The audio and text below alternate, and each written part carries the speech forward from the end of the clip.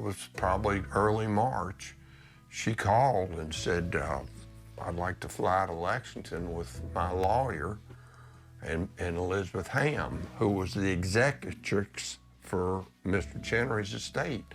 We want to talk about possibly going on and syndicating Secretariat. So our lawyer at the time was my dad's lawyer, obviously, is a man named Gail Money, and we met at the Coach House, and their lawyer's name was John Fager. And I kept telling myself, Seth, don't call this man Dr. Fager, whatever you do, don't mess this up.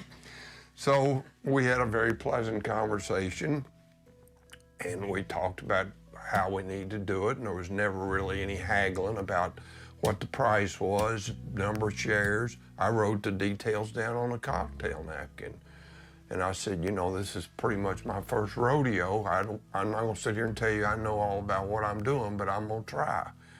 And she said, well, we won't keep 4 shares. And it was strictly a breeding syndicate, nothing to do with the racing. And I said, that's fine, but if we're gonna do it that way, he's gotta be retired at the end of the year.